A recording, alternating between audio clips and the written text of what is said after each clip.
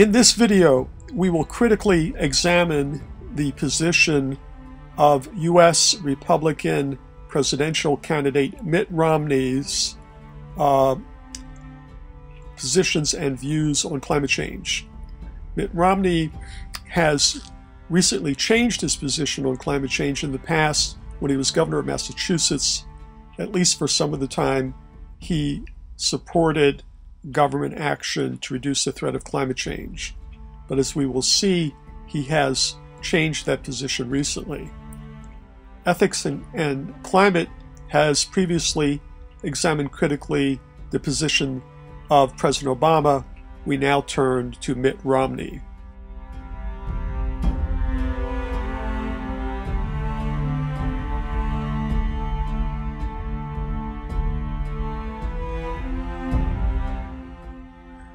And so what is the position of Mitt Romney? This recent video includes his most current position. What is your position on man-made global warming, and would you reject legislation such as cap and trade, which is based on the idea of man-made global warming? Man-made global warming and cap and trade and so forth. I actually had in Massachusetts a consortium of states that came together with a cap and trade program. It was called the Regional Greenhouse Gas Initiative. And all the governors, Governor Pataki and so forth, all signed it. I refused to sign. I do not believe in a cap and trade program. By the way, they don't call it America warming, they call it global warming. So the idea of America spending massive amounts, trillions of dollars to somehow stop global warming is not a great idea. It loses jobs for Americans, and ultimately it won't be successful, because industries that are energy intensive will just get up and go somewhere else. So it doesn't make any sense at all. My view is that we don't know what's causing climate change on this planet, and the idea of spending trillions and trillions of dollars to try and reduce CO2 emissions is not the right course for us. My view with regards to energy policy is pretty straightforward. I want us to become energy secure and independent.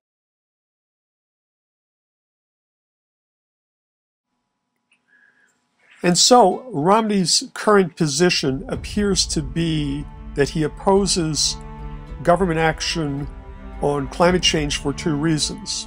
One, he is not sure whether climate change is human caused, and two, climate change is a global problem and the United States should not spend huge amounts of money on a problem that is global in scope.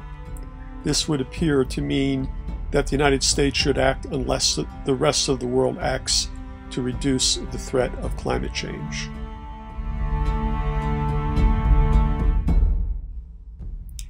And so Mitt Romney appears to hold the position that the United States should not act to reduce the threat of climate change.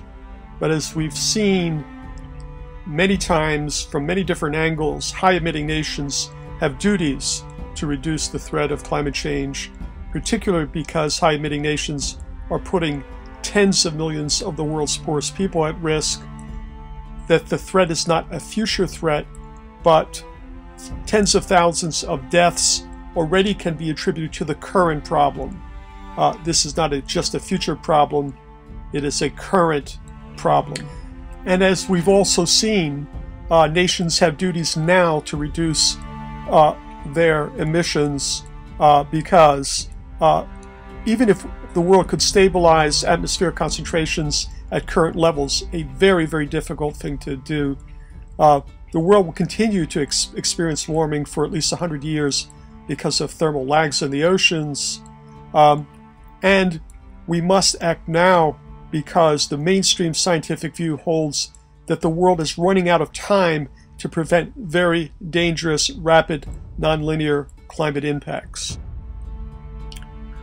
We've also seen that nations, high-emitting nations in particular, have duties to act because there's a strong consensus position, scientific consensus position, that holds that the world is warming, and it's unequivocal that the warming is caused not by natural variability, but by human activities, and that this position is held with a 90% confidence level, and lastly, that the harms will be catastrophic to the poorest people on the planet.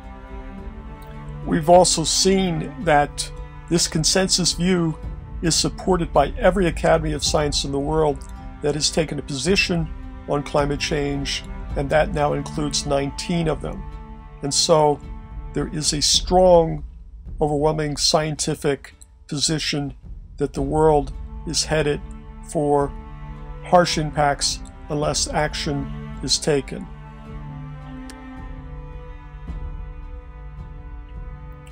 We've also seen that over 100 scientific organizations whose members have expertise relevant to climate science also support the consensus view, and that no major scientific organization supports the view that humans are not creating great risks from climate change.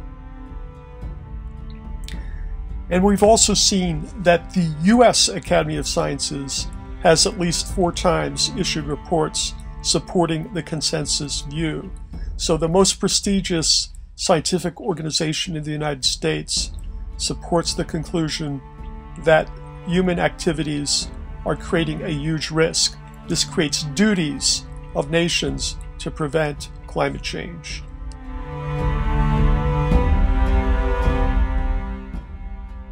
And so nations have duties to not harm others. This is not only for the ethical reasons stated above. There are several principles of international law that the United States has agreed to, including something called the no harm principle, something called the polluter pays principle. Every religion in the world has a version of what's called the golden rule. The golden rule prohibits people from harming others. And now we turn from general reasons why nations have duties to the specific justifications given by Romney for why the United States should not reduce its greenhouse gas emissions. We will first look at Romney's claim that there is no evidence or insufficient evidence that humans are actually causing the warming that we are seeing.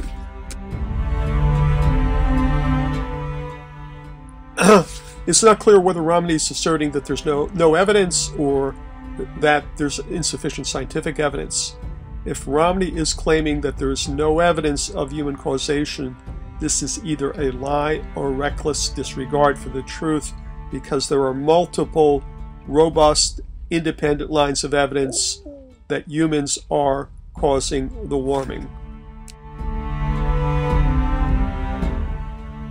There are multiple lines of evidence, robust, independent lines of evidence that humans are causing the warming that we're seeing. The most compelling is something called fingerprint studies. Time doesn't allow us to get into this. Attribution studies. The models work in both directions. You can't explain the warming by the things that cause natural variability. It is just not true to assert that there's no evidence of human causation of climate change. Perhaps Romney is basing his claim on the assertion that there's too much scientific uncertainty, but scientific uncertainty is not ethically justified as an excuse for this problem, as we've seen in Ethics and Climate many times. And the reasons for that is that climate change is already happening. There is a strong likelihood that serious catastrophic impacts will be experienced before the uncertainty can be resolved. The mainstream scientific view holds that human causation is sure with at least 90% certainty, but there are other ethical reasons why uncertainty should not be an excuse. The fact that the longer the nations wait, the more difficult it will be to stabilize greenhouse gases in the atmosphere at safe levels. Also, that the mainstream scientific view holds that we're running out of time to prevent really catastrophic, rapid, nonlinear climate impacts.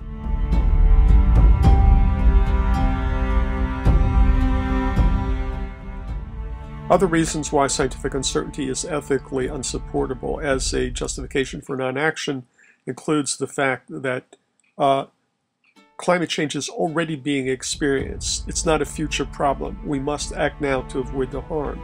And secondly, there's a strong likelihood that even much more serious impacts will be felt before all of the uncertainty can be resolved.